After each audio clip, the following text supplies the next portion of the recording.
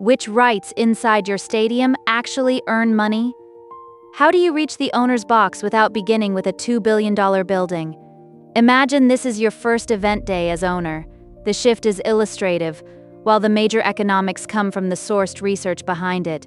A brass gate key waits on your operations tablet. You walk through the player tunnel and 60,000 empty seats rise around you like a dark machine. Then the event clock starts. Gates wake, kitchens heat, parking lanes fill, suites open, screens test, security posts answer, and a loading dock swallows the final equipment case. Your bathroom has a traffic model. The venue operations director does not hand you a trophy, she hands you a decision log. The crowd will experience one night, but you must coordinate hundreds of promises before the first cheer. You own the scale only if the systems can make it repeat. Two plans collide on your concourse before the gates open. A sponsor wants a larger gold arch where cameras will see it. The accessibility lead and security chief show that the same footprint narrows an accessible route and complicates emergency egress. The activation has revenue attached. The route carries guests who already bought a complete experience. Your venue council reminds you that assembly areas must address accessible routes, wheelchair spaces, companion seating, dispersion, suites, and lines of sight under federal standards, alongside project-specific rules. You cannot decorate your way around circulation. You choose to protect the accessible route and emergency egress before expanding the sponsor activation. The sponsor team redraws the arch while ushers rehearse the unchanged path. Your first owner choice is not between money and kindness, it is whether short-lived visibility can overrule the operating promise embedded in the building. The activation becomes smaller, but every guest keeps a safe, dignified route, and the building preserves the promise it already sold. The sponsor still has a visible moment. It simply fits the venue instead of controlling it. Your accessibility lead watches the first arrivals move without a detour, and the security chief keeps the egress line clear. That partial win creates your next pressure. Premium inventory, sponsor space, food queues, broadcast positions, and guest circulation all compete for the same square feet. You place the revised floor plan beside the brass key. Space inside a stadium is not empty until someone monetizes it. It is a sequence of rights and responsibilities that can conflict. The owner who measures only the visible activation misses the route, making every other sale usable. You learn that access is part of the product, not a cost added after the exciting design is finished. Now build the room around one seat. The Las Vegas Stadium Authority's 2020 Allegiant Stadium fact sheet reported a final building construction cost of $1.970 billion, 1.750 million square feet, and 65,000 regular NFL seats. It listed 127 suites, 392 loge seats, 10 private event spaces totaling 219,800 square feet, and 2,200 on-site parking spaces. The stated construction arithmetic was $30,308 per regular NFL seat. That is not a seat price, a current national average, or a shortcut for valuing your illustrative stadium. You watch one chair multiply until roofs, concourses, kitchens, lifts, screens, loading docks, technology, and circulation swallow the frame. Your venue council separates building cost from team value, annual operations, and the revenue rights in a contract. The concrete is enormous, but a deed alone does not tell you which cash flows follow it. The valuable machine is the bundle of controlled rights around each event: access, food, parking, premium space, sponsorship, rent, and booking. That is your first answer. Live Nation's 2025 Form 10K describes venue operator revenue as primarily concessions, parking, premium seating, rental income, and ticket rebates or service charges under ticketing agreements. The filing covers a global company and many venue types. It does not reveal one standard stadium margin. It also grouped 460 venues under mixed ownership, operation, exclusive booking, and equity interest relationships. So you cannot shorten that to 460 owned venues. Your venue council draws question marks over every zone. Does the team control tickets? Does a concessionaire keep food economics? Does an authority own the building? Does a promoter rent the night? Ownership becomes a rights map before it becomes a revenue chart. Follow one fictional fan without pretending you receive every dollar. A parking or transport arrangement brings her to the perimeter. A gate system verifies access. A concession worker serves dinner. A premium host offers an upgrade. A sponsor pays for attention. A ticketing agreement may return a rebate or service charge, while a promoter, team, artist, league, authority, or other partner may control different pieces. The venue operations director asks one owner question at every stop. What right do you control? What obligation follows it, and who keeps the economic result? The face value on the ticket cannot answer. Live Nation says venue operations typically carry higher margin than promotion, because promotion bears substantial artist fees and production costs, but that is its portfolio description, not your guarantee. You mark the perimeter carefully, the ticket gets the fan inside, your business starts deciding what happens around it. The morning after the crowd, 4 work orders wait beneath a render of a dramatic new entrance show. Building controls have intermittent faults. A kitchen line needs renewal. A lift is approaching scheduled work. Drainage around a loading area has failed twice in heavy rain. The show would look magnificent in the launch trailer, but the hidden systems already carry evidence. Your facilities team can stage the repairs across the dark calendar if capital arrives now. The venue operations director shows you complaints, fault history, inspection dates, and event commitments rather than inventing a perfect return for prevented failures. You choose the controls, kitchen, lift, and drainage work before the dramatic entrance show. The render remains beautiful and unapproved. The work orders become your real production plan. You are not rejecting spectacle, you are protecting the machinery that lets spectacle happen on schedule. The launch video loses its fireworks, but your next event inherits fewer hidden failure points and a team able to deliver what was sold. The kitchen crew receives a planned shutdown instead of an event night surprise. The lift contractor has access before guests arrive. Drainage work protects the loading schedule. Controls technicians can test the building while the bowl is silent.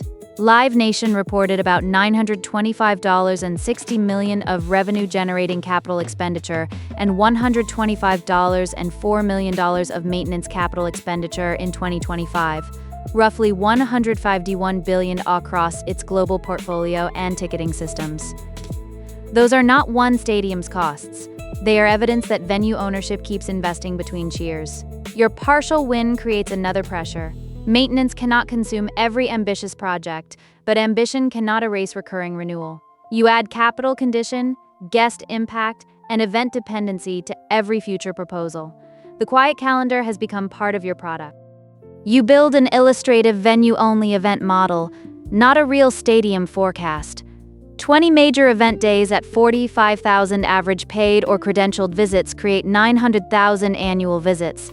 Declared assumptions add $8 per attendee from venue rent, ticket rebates, or service charges, $12 of net concession participation, $4 of net parking or transport participation, and $10 million from premium seating, sponsorship, private events, and other venue revenue. The stack reaches $31.60 million.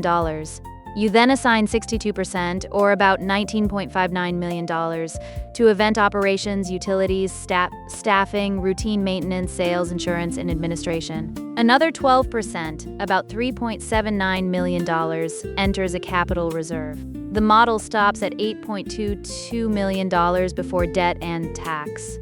You do not call it expected profit. It excludes the contracts and risks capable of changing every line. The brass gate key now looks less like access and more like a bundle of obligations. Your investment deck places the illustrative $8.22 million beside a stadium deed and immediately suggests a return.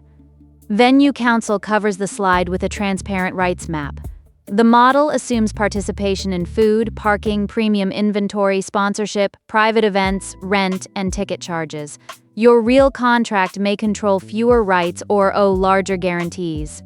Rent, labor, security, insurance, taxes, capital work, or event costs. The named construction cases and your fictional operations do not belong in one payback calculation. You choose to freeze the return slide until council maps every material revenue right and operating obligation. The room goes quiet because the exciting number has lost its borrowed contracts. That pause is not pessimism. It is the moment ownership stops counting somebody else's cash. The headline number disappears, but the investment case stops earning money from contracts you may not own. Your rights map separates building owner, public authority, team or anchor tenant, venue operator, promoter, artist or league, ticketing provider, concessionaire, parking, or transport operator and sponsors, no universal contract assigns these roles the same way. The venue operations director now ties each revenue line to a responsible party: term, cost, and renewal risk. Blank cells remain blank. If parking is outside your lease, the model changes. If food participation is capped, it changes. If booking requires guarantees, it changes. If capital renewal remains your obligation, while premium inventory belongs elsewhere, it changes again. The revised model is less cinematic and more investable because uncertainty has an address. You keep the empty cells visible. A disciplined rights map can destroy a fantasy early, which is cheaper than letting debt discover it later. Now examine a dated capital stack without turning public finance into a slogan. Nashville's October 26, 2022 term sheet presentation described a proposed enclosed stadium estimated not to exceed $2.1 billion. Its illustrated sources were $840 million from the Titans, NFL, and personal seat licenses, a $500 million one-time state contribution, and $760 million of Sports Authority revenue bonds. The presentation described tourist and stadium area user streams for bond repayment, and assigned the Titans responsibility for construction overruns plus stadium operations, utilities, maintenance, capital repair, capital improvement, and insurance. This is a 2022 proposal, not the final 2026 project cost, current bond balance, or universal template. You ask 4 neutral questions: who funds construction, who repays capital, who pays overruns, and who controls revenue rights. The colored stack only becomes meaningful when every layer has an obligation attached. The second opening question now has a practical beginning. A major venue asks for billions: an anchor calendar, contracts, public or private partners, experienced operators, and governance. You may not possess any of those yet, but every event still buys outcomes. Gates need staffing, kitchens need safe service, floors need conversion, loading docks need schedules, parking and transport need control, accessible routes need protection, crews need training, insurance, permits, labor compliance, and honest settlement. You choose one event day outcome you can deliver safely and repeatedly before trying to own the entire building. It must solve a real buyer's problem and survive outside one famous venue. You select the outcome only after mapping requirements, failure consequences, and the evidence a second event would demand. Your entrance is not the owner's suite, it is one useful gate into the operating system. You do not own the stadium yet, but one reliable contract begins producing the records, people, and judgment that larger control will demand. Your crew arrives on time, documents incidents, follows access rules, protects the guest promise, and settles the invoice without mystery. One successful event is not a moat. A second contract tests whether the system repeats when weather, attendance, staffing, or load-in changes. You record per attendee or per task economics, renewal terms, insurance, training, and the cost of fixing mistakes. The brass gate key clips to the first contract, a symbol of bounded responsibility rather than borrowed status. Growth creates your next pressure. Accepting every event can break a young operation. You choose repeatability over a headline client you cannot yet serve. The smaller machine gains value because customers can inspect it, not because it resembles a stadium in miniature. Your ownership ladder has 7 honest rungs. First, own one event day outcome. Second, control a small event by renting a lawful space, booking talent or sport, insuring it, selling honestly, and learning settlement risk. Third, operate a recurring venue service across many events. Fourth, own or lease a small venue with proven demand, working capital, and management. A qualifying U.S. fixed asset project may consider conventional financing or SBA 504 within program rules and limits. That does not finance a major stadium dream by itself. Fifth, compete to manage a public college or private venue and learn booking, premium, concessions, access, and maintenance. Sixth, join a consortium with an operator, anchor tenant, authority, or developer, equity, debt, sponsors, and governance. Seventh, own the platform with enough revenue rights and renewal capital to keep it useful. Before climbing, test whether each rung creates evidence, even if the next never opens. Your small event should survive an honest settlement. Your recurring service should renew because it works, not because one friend keeps buying. Your small venue should prove demand across seasons and carry working capital when the calendar is dark. Your management proposal should show safety, access, booking, premium, food, maintenance, and reporting capability. Your consortium should define decisions before the first rendering makes everyone feel aligned. Venue council adds a red divider to your binder, rights you control, obligations you carry, risks you cannot transfer. You stop treating the top rung as the only successful outcome. A durable service, event company, or small venue can be a complete ownership business. The latter expands the dream by giving it more than one place to become real. Near midnight, the final crowd leaves and the stadium changes scale. Cups remain under seats, kitchens cool, screens go dark, crews inspect rails, lifts, restrooms, turf or floor systems, loading equipment, networks, and accessible routes. Your venue operations director walks the empty bowl with tomorrow's work list. The verdict is demanding, not cynical. A stadium sells scarce moments, but ownership is the system that makes those moments repeat safely. Construction scale can impress you, a rights map can discipline you, a capital reserve can protect you. None replaces the people who turn contracts into a usable building. You can love the roar and still measure the drain beneath the loading dock. The empty seats are not evidence of failure. They are the factory between production cycles, consuming attention before the next night can feel effortless. Replace the fantasy checklist with an ownership checklist. Can you name every revenue right instead of pointing at the building? Can you separate ticket face value from the venue share? Can you explain who funds construction, repays capital, covers overruns, maintains the asset, ensures operations, and carries a dark calendar? Can every guest use the experience promised to them? Can your reserve survive a repair cycle without stealing from tomorrow's event? Can your first business prove safety, service, settlement, and renewal? These questions do not predict a deal or guarantee financing. They expose the work hidden by one spectacular night. You place the dated case studies, illustrative model, rights map, work orders, and first contract around the operations tablet. The dream feels less effortless, but it now has handles you can actually hold. Preparedness turns scale from intimidation into a sequence of reviewable decisions. At the gate, an usher returns a radio with one note. The revised accessible route worked, but a temporary sign confused guests near the premium entrance. You could dismiss it because the event finished. Instead, you ask the crew to change the sign standard before the next load-in. The venue operations director adds the fix beside drainage, kitchen, lift, and controls work. This is where a small service and a giant stadium meet.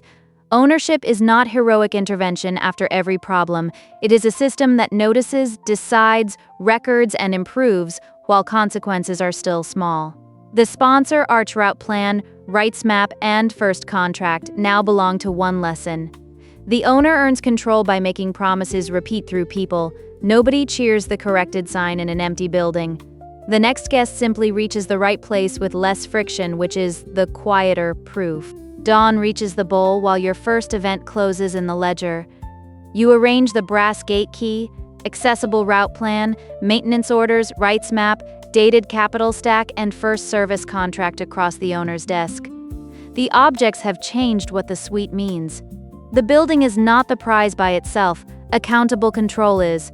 Choose one event day outcome you can study this month. Access, cleaning, food, staffing, logistics, parking, production, or maintenance, and map the buyer, requirements, risks, and proof that would earn a second event. Your entrance may be one gate, one kitchen, or one event. The stadium dream is what those repetitions can build toward. You reach the owner's box by mastering one event day outcome, then larger events, recurring services, smaller venues, operating agreements, and finally a major venue consortium. You earn the owner's box by proving what one brass gate key can safely unlock, then widening the system one evidence-bearing rung at a time.